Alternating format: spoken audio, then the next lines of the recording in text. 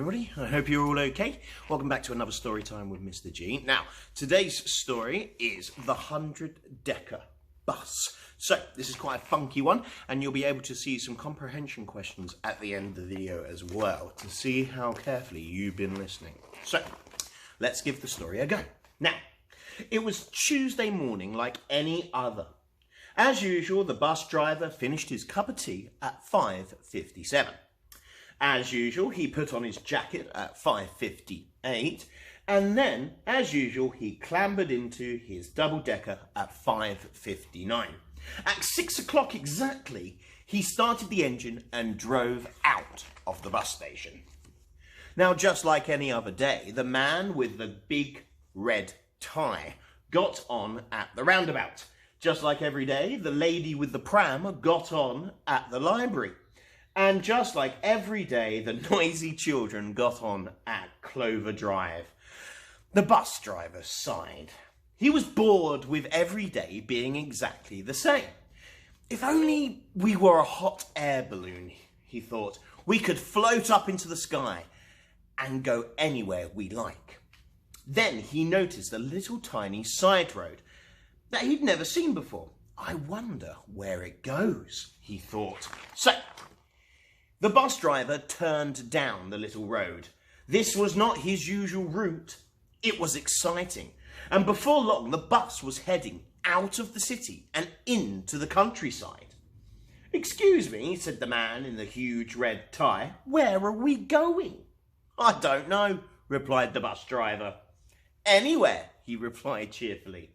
The bus carried on. It came to new and different towns with new and different bus stops. This was an adventure. But before long, the bus was full of happy people who had no idea where they were going. After a whole day, they reached the sea. "End of the road," said the driver sadly.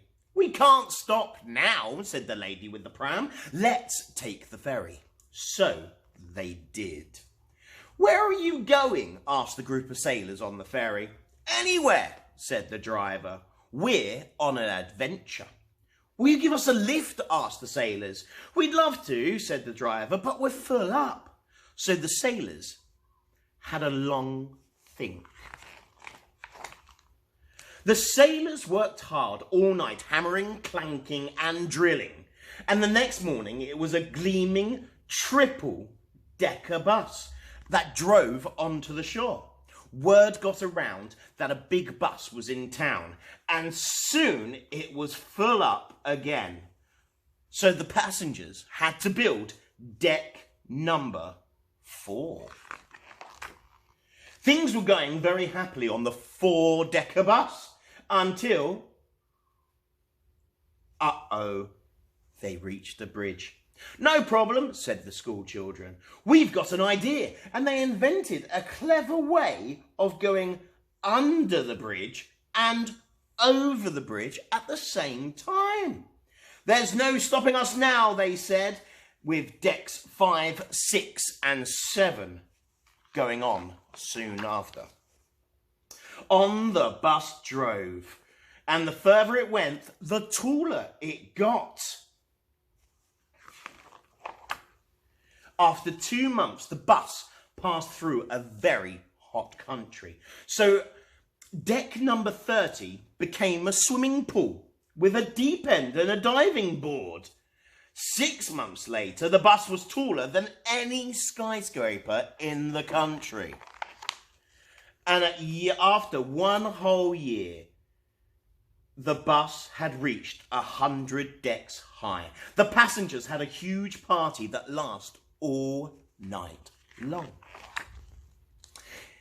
It was the very next day that the noise started. "Oh dear," said the driver. The day after that, the smoke started coming from the engine. "Dear, oh dear," said the driver. And the day after that, the bonnet blew off. "Dear, oh dear," said the driver.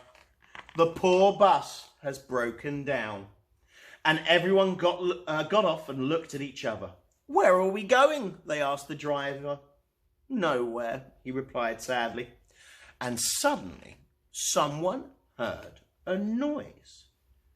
Someone with very sharp hearing said, "What is that noise?